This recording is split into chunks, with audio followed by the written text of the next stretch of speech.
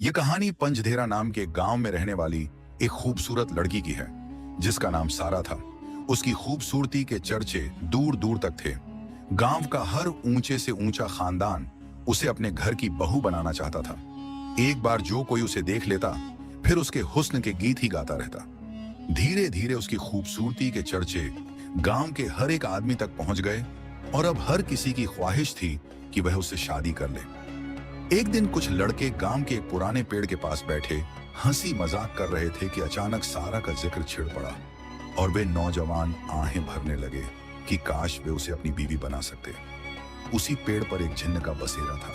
वह इन सब की बातें सुन रहा था और सारा की खूबसूरती के बारे में सुनकर उसके दिल में भी यह चाहत जाग उठी कि वह भी उसके हुस्न का नजारा करे। वह भी तो देखे कि आखिर सारा कैसी दिखती है। लड़कों की बातें सुनकर उसका तजस्सुस और बढ़ गया। कुछ देर बाद वे लड़के हंसी मजाक करते हुए आगे निकल गए। सारा की दो बहनें और भी थीं जो उम्र में उससे बड़ी थीं, लेकिन देखने में वे कहीं से भी सारा की बहनें नहीं लगती थीं। सारा जैसा एक भी गुण उन दोनों में नहीं था। यही वजह थी कि अब वे दोनों सारा से जलने लगी और उसे अपना दुश्मन समझने लगी, क्योंकि जो भी रिश्ता आता वह सारा के लिए ही आता। यहां तक कि जब कोई रिश्ता बड़ी बहनों के लिए भी आता तो वे सारा को देखकर उसी का रिश्ता मांग लेते। अब सारा उनके रास्ते का कांटा बनती जा रही थी। वे सब सारा से चिढ़ने लगी और उसे बुरा सलूक करने लगी। सारा के माँ बाप ने सोचा कि क्यों ना सारा की शादी उसकी दो बड़ी बहनों से पहले कर दी जाए, ताकि बाकी दोनों बहनों के लिए लड़का देखने में कोई दिक्कत न हो। सारा अब जवान हो चुकी थी और उसके माँ बाप उसकी शादी को लेकर फिक्रमंद थे। वे आए दिन किसी न किसी रिश्ते करवाने वाली को घर बुलाकर सारा के रिश्ते के लिए कहते, ताकि वे जल्द से जल्द अपनी जिम्मेदारियों से आजाद हो सकें और फिर बाकी दोनों बेटियों की शादी की बारी भी आ जाए। गांव से बहुत अमीर लोगों के रिश्ते भी आने लगे, लेकिन सारा के माँ बाप अमीर लोगों में रिश्ता करने से घबराते थे, क्योंकि वे उन्हें अपने काबिल नहीं समझते थे। सारा की खूबसूरती अब सबके लिए एक समस्या बनती जा रही थी। लड़के सारा को देखने के बहाने उसके घर के इर्द गिर्द घूमने लगे, जिससे घर की लड़कियों का बाहर आना जाना मुश्किल हो गया था। उसकी दोनों बहनें उसे बात बात पर ताने देती कि उसी की वजह से सब मुसीबत में आ गए हैं। सारा बहुत उदास हो जाती और सोचती कि उसका तो कोई कसूर भी नहीं है, फिर सब उसके साथ ऐसा क्यों करते हैं। एक दिन सारा किसी काम से बाजार जा रही थी कि रास्ते में कुछ लड़के उसे परेशान करने लगे, फप्तियां कसने लगे और अजीबोगरीब बातें करने लगे। सारा पहले से भी तेज चलने लगी ताकि उन शरारती लड़कों से पीछा छुड़ा सके। उनमें से एक लड़का आगे बढ़ा और सारा का हाथ पकड़ लिया। सारा बहुत घबरा गई और हाथ छुड़ाने की कोशिश करने लगी, लेकिन नाकाम रही। आसपास के लोग अब वहां इकट्ठा होने लगे और देखने लगे कि यह क्या हो रहा है। अब सारा जोर जोर से चिल्लाने लगी, मेरा हाथ छोड़ो, लेकिन वह लड़का अपने दोस्तों के साथ हंसता जा रहा था। इतने में एक नूरानी चेहरे वाला खूबसूरत नौजवान भीड़ में से आगे बढ़ा और झट से उस शरारती लड़के से सारा का हाथ छुड़ा दिया। सारा हाथ छुड़ाते ही वहां से भाग निकली। अब शरारती लड़के उस नौजवान को अकेला देखकर उस पर टूट पड़े, लेकिन पूरा हुजूम यह देखकर हैरान रह गया कि उस अकेले ने एक ही बार से 5 लड़कों को जमीन पर गिरा दिया था। नौजवान को तगड़ा पाकर वे शरारती लड़के वहां से भाग निकले। अगले दिन पड़ोस की खाला सारा के घर चली गई और उसके माँ बाप को सब बता दिया जो उस दिन रास्ते में हुआ था। उन्होंने यह भी बताया कि किस तरह उस अकेले लड़के ने 5 शरारती लड़कों को सबक सिखाया और उन्हें दुम दबाकर भागने पर मजबूर कर दिया। सारा सोचने लगी, मुझे तो लगा था कि वे सब लड़के मिलकर उसका हाल ही बुरा कर देंगे। चलो अच्छा हुआ, भलाई करने वाले के साथ भला हो गया। खाला के जाने के बाद सारा को घर से खूब डांट पड़ी और उसे कहा गया कि अब वह घर से कम निकले। सारा उदास होकर अपने कमरे में चली गई और खिड़की के पास जाकर बैठ गई, जो बाहर गली में खुलती थी। वह उदासी भरी निगाहों से बाहर आते जाते लोगों को देखने लगी। इसी बीच अचानक उसकी खिड़की के सामने एक लड़का आकर खड़ा हो गया। सारा उसे देखकर हैरान रह गई। यह तो वही लड़का था। वह घबरा गई कि अगर किसी ने देख लिया तो बड़ा बवाल हो जाएगा। आज ही तो उसने सबको परेशानी में डाल दिया था। वह तुरंत वहां से उठकर जाने लगी। तभी उस लड़के ने उसका नाम पुकारा, सारा। सारा तुरंत रुकी और पूछा, आप मेरा नाम कैसे जानते हैं? लड़के ने मुस्कुराकर कहा, इस गांव में ऐसा कौन होगा जो सारा का नाम न जानता हो। सारा ताज्जुब भरी निगाहों से उसे देखती जा रही थी। उसका चेहरा पुरकशिश और नूरानी था, जिससे सारा की नजरें हटाने का दिल ही नहीं कर रहा था। सारा ने पूछा, आप मेरे घर क्यों आ गए हो? यह ठीक बात नहीं है। मैं आपको एक अच्छा इंसान समझ रही थी और आपने भी वही कर दिखाया जो दूसरे लड़के करते हैं। लड़का मुस्कुराया और कहने लगा, आप बिना शुक्रिया कहे ही अंदर चली गई थी। मैं तो बस शुक्रिया लेने आया हूं। सारा उसकी बात पर बहुत हैरान हुई। अगले ही पल वह लड़का फिर मुस्कुराया और बोला, हाथ छुड़वाते वक्त आपका कंगन वहीं गिर गया था। मैं वहीं लौटाने आया हूं और मैं कभी लड़कियों का पीछा नहीं करता, न ही उन्हें परेशान करता हूं। यह कहकर वह चला गया और सारा की जान में जान आई। उसे लगा था कि अब वह लड़का भी उसे परेशान करेगा, लेकिन शुक्र है वह एक अच्छा इंसान निकला। सारा ने खिड़की बंद की और अंदर चली गई। पूरा दिन उस लड़के का चेहरा सारा की आंखों में घूमता रहा और उसकी बातें उसके कानों में गूंजती रहीं। वह उसके ख्यालों को झटकने की कोशिश करती, लेकिन न जाने कब फिर से उसके ख्यालों में खो जाती। अगले दिन जब सारा कपड़े लेने दर्जिन के पास पहुंची तो उस लड़के को पहले से वहां खड़ा देखकर हैरान रह गई। सारा ने पूछा, आप यहां? लड़का तुरंत घबरा गया और बोला, मैं आपका पीछा नहीं कर रहा था, मैं यहां आपसे पहले ही आ गया था। सारा ने बड़ी मुश्किल से अपनी हंसी कंट्रोल की और कहा, मेरा वो मतलब नहीं था। दोनों मुस्कुराते हुए अपने अपने रास्ते निकल गए। कपड़े लेकर सारा जल्दी से घर पहुंची, क्योंकि आज उसे लड़के वाले देखने आ रहे थे और उसे तैयार भी होना था। घर पहुंचते ही वह जल्दी से तैयार हुई और मेहमानों का इंतजार करने लगी। जैसे ही मेहमान आए, सारा खाने पीने का सामान लेकर उनके सामने गई, लेकिन सामने बैठे शख्स को देखकर हैरान रह गई। यह मेरा रिश्ता लेकर आया है? सारा ने ताज्जुब से सोचा। सारा के सामने उसके पिता की उम्र का एक हट्टा कट्टा आदमी बैठा था, जो काफी अमीर लग रहा था। उसके साथ 3 छोटी बच्चियां भी थीं। मेहमानों के जाने के बाद अम्मा अब्बा आपस में बात करने लगे। क्या करें, हम तो थक गए हैं। हमारी सारा के लिए कोई ढंग का लड़का ही नहीं मिल रहा। ये आदमी है तो बहुत अमीर और हमारी सारा के लिए ख्वाहिशमंद भी है, पर इसकी उम्र कुछ ज्यादा ही है। सारा तो अभी बहुत छोटी है। अम्मा बोली, उसकी 2 बहनें और भी हैं और मुझे डर है कि कहीं वे सारा की वजह से मुसीबत में ना पड़ जाएं। वे दोनों बहुत परेशान थे। सारा यह सब सुनकर रोने लगी और फिर से खिड़की के पास जाकर बैठ गई। उसके दिमाग में फिर उसी लड़के का ख्याल आने लगा। उसका दिल चाहा कि इस वक्त वह उसके पास आ जाए और वह उससे बातें करे, ताकि उसके दिल का बोझ हल्का हो सके। सारा ने सोचा, न जाने क्या बात है उस लड़के में कि उसकी तरफ एक अजीब सी कशिश महसूस होती है। अभी वह यही सोच रही थी कि अचानक वही लड़का उसकी खिड़की के पास आकर खड़ा हो गया। सारा घबरा गई। ये कैसे हुआ? मैं अभी इसके बारे में सोच ही रही थी और यह अचानक यहां आ गया। लड़के ने पूछा, आप उदास हैं? सारा की आंखों से आंसू बहने लगे। वह कुछ बोल न सकी और खिड़की बंद करके कमरे में भाग गई। कमरे में जाकर वह खूब रोई। जैसे ही वह थोड़ी देर के लिए खामोश हुई, उसे अम्मा अब्बा के कमरे से किसी के बात करने की आवाज आने लगी। वह बाहर निकली, यह देखने की घर में कौन मेहमान आया है, लेकिन देखकर हैरान रह गई। यह तो वही लड़का है, पर यह घर के अंदर कैसे आया और अम्मा अब्बा इससे इतनी अच्छी तरह बातें क्यों कर रहे हैं, जैसे इसे पहले से जानते हो। आखिर चल क्या रहा है? सारा उलझन में अपने कमरे में गई और अब्बा से पूछा, अब्बा ये कौन है? अब्बा हंसते हुए बोले, ये मेरा दोस्त है। कुछ दिन पहले रास्ते में मिला था और सामान उठाने में मेरी मदद भी की थी। कुछ दिन पहले ही यह इस गांव में रहने आया है। जाओ इसके लिए कुछ खाने को ले आओ। सारा गई और ताजा रोटियां बनाकर सब्जी के साथ ले आई। लड़के ने पेट भरकर खाना खाया और अब्बा से इजाजत लेकर चला गया। उसके जाने के बाद सारा ने अब्बा को कहते सुना, जफर बहुत अच्छा और नेक दिल लड़का है। काश ये हमारी सारा से शादी कर ले और हमारी भी मुश्किलें आसान हो जाएं। सारा को यह बात सुनकर अजीब सी राहत मिली, जैसे किसी ने उसके दिल की बात कह दी हो। अचानक उसे सब कुछ ठीक होता हुआ दिखने लगा।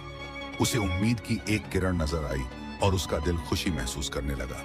सुबह जब सारा अम्मा की दवाइयां लेकर घर वापस आ रही थी, तो उसका सामना फिर झफर से हुआ। दोनों की आंखों में एक दूसरे को देखकर चमक सी आ गई थी। वे दोनों एक साथ बहुत प्यारे लग रहे थे, जैसे कि एक दूसरे के लिए ही बने हों। बातें करते करते उन्हें पता ही नहीं चला कि वे कब उस पुराने दरख्त के पास पहुंच गए। फिर कुछ देर सांस लेने के लिए वे उसी दरख्त के पास बैठ गए और बातें करने लगे। सारा को उसके साथ वक्त बिताने में बहुत मजा आ रहा था। वह जफर की बातें सुनने में मगन थी और सोच रही थी कि जफर कितनी अच्छी बातें करता है और वह बाकी सब लड़कों से कितना अलग है। बातों बातों में जफर ने सारा से कहा, लोग तुम्हारे बारे में जो कहते थे सच ही कहते थे।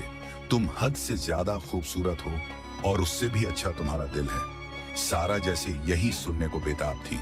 ये सुनते ही उसकी आंखों में चमक आ गई। सारा ने हिम्मत जुटाकर झफर को बताया कि अब्बा उसके बारे में क्या कह रहे थे। झफर हंसने लगा। काश ये मुमकिन होता।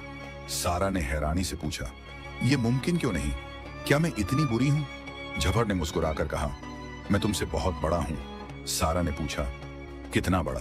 झफर ने जवाब दिया, 900 साल। सारा जोर जोर से हंसने लगी। उस दिन के बाद सारा पर जैसे जफर का जादू ही चल गया हो। वह दिन रात उसका चेहरा देखने के बहाने ढूंढती और जब मिलता तो पुराने दरख्त के नीचे बैठकर उससे घंटों घंटों बातें करती रहती। जफर के साथ वक्त कैसे बीत जाता उसे पता ही न चलता। सारा इतनी खुश पहले कभी न थी।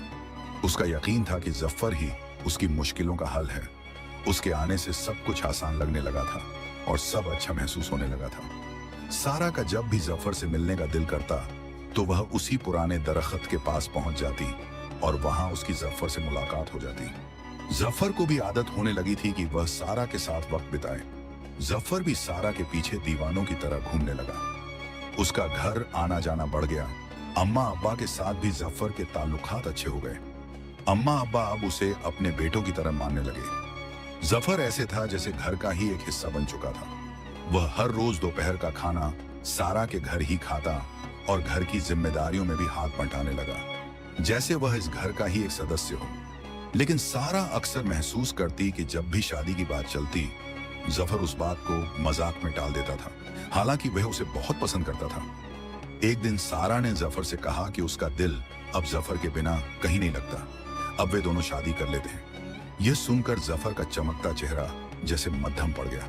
सारा ने फिर से दोहराया कि हम एक दूसरे को पसंद करते हैं। अगर हमने शादी न की तो अब्बा मेरी शादी कहीं और कर देंगे। यह सुनकर जफर की आंखों से आंसू जारी हो गए और वह बिना कुछ कहे वहां से उठकर चला गया। सोच में डूबी हुई सारा तमाम रास्ते यही सोचती रही कि आखिर जफर ऐसा क्यों कर रहा है। घर जाकर भी वह बहुत खोई खोई सी थी और बिना कुछ खाए पिए बिस्तर पर लेट गई।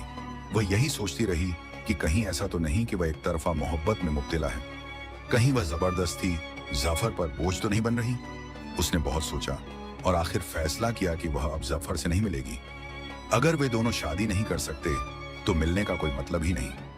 यही सोचते सोचते वह सो गई, मगर सुबह उठी तो साथ ही जफर का ख्याल उसे दुखी कर गया कि अब वह उससे नहीं मिलेगी। उसका पूरा दिन बहुत खराब गुजरा।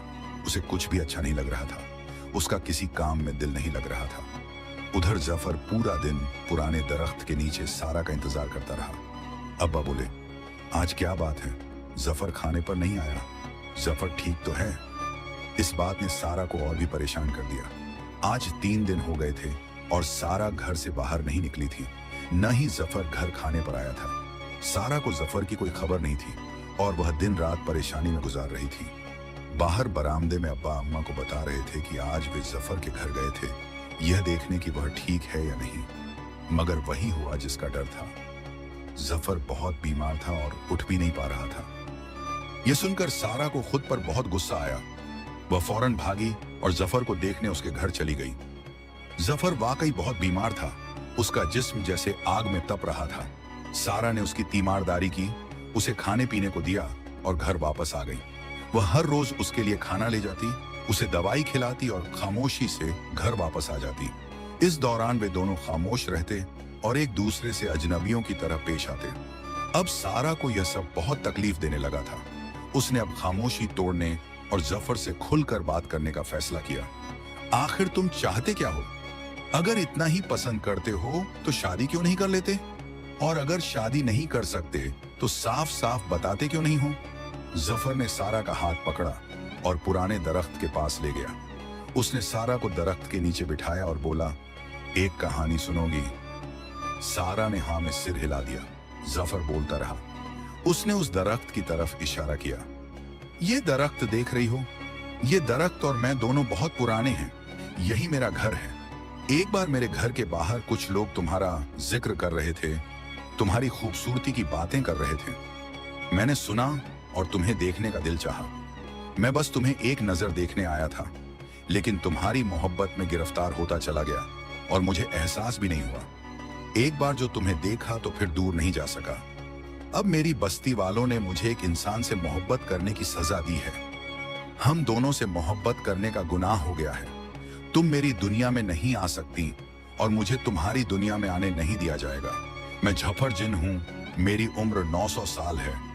मैं इतना खुदगर्ज नहीं कि अपने दिल की खातिर तुम्हें तुम्हारी दुनिया से अलग कर दूं और वो जिंदगी जीने को कहूं जिसकी तुम हकदार नहीं। सारा हैरत भरी नजरों से झफर को देखती रही और फिर जोर जोर से हंसने लगी। फिर बोली, इंसान बहाना तो कोई अच्छा बनाता है। अगर तुम शादी नहीं कर सकते तो साफ बताओ, ये कहानी बनाने की जरूरत नहीं। मैं कभी भी खुद को तुम पर मुसल्लत नहीं करूंगी। हाँ, वो अलग बात है कि अगर तुमसे शादी ना हुई तो कभी शादी नहीं करूंगी, पर जबरदस्ती तुम पर बोझ नहीं बनूंगी। ये कहकर सारा उठी और जाने ही लगी थी कि किसी ठंडी बर्फ जैसे हाथ ने उसका हाथ पकड़ लिया। सारा ने मुड़कर देखा तो झफर अब अपनी असली हालत में खड़ा था।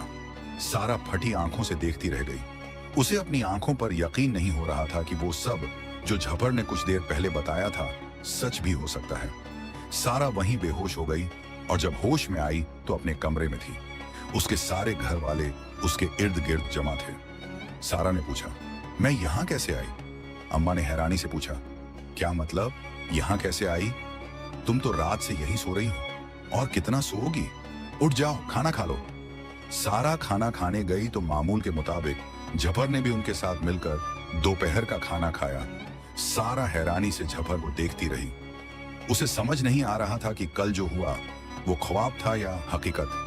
खाना खाने के बाद झफर ने रुखसत ली और थोड़ी देर बाद सारा भी उससे मिलने चली गई। सारा को देखकर झफर ने पूछा, तुम्हें डर नहीं लगता जो एक जिन से मिलने आ गई हो?